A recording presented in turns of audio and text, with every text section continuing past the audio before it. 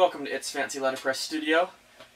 Tonight I'm going to walk through some of my pre-press steps and hopefully get a job on the press and get it all inked up.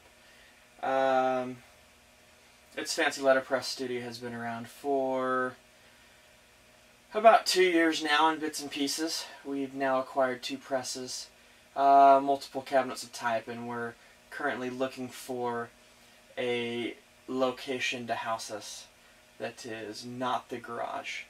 Not that the quality of work is diminished in the garage, but it's difficult to meet with clients when you have a full-time day job and you are a master of the black arts in the evenings. Anyway, I'm going to walk through a few things. Tonight, this is my oil can. It is what I use. It has a nice long spout to it. You put the oil on the top, and then it's got a trigger that just has a pump to it. Typically I just use a 20 weight motor oil, sometimes a heavy duty oil. I don't use synthetics, but it seems to do quite well in the press. And there's quite a few different pieces on the press that you need to oil. There's all different kinds of oil holes, and they have little oil caps.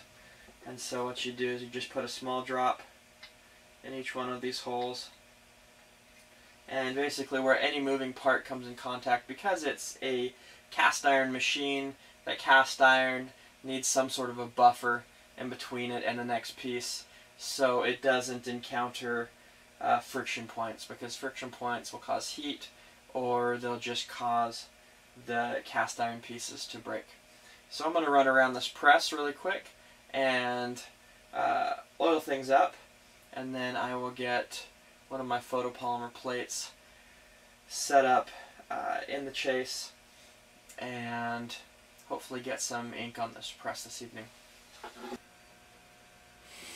Alright, so what you're looking at here is a couple of the oiling holes. And sometimes on old presses they actually have the caps on them that you flip up and put the oil in, or they actually have holes where you just want to put a little drop. But anyway, there's holes down here, there's holes underneath the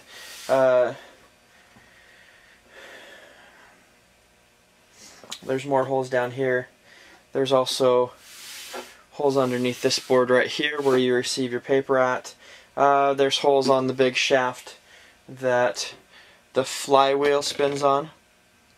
And you can see the flywheel right there. This is actually the flywheel. It's the big contraption on this edge that has this metal plate attached to it. So to get a good look at that flywheel, let's loosen up.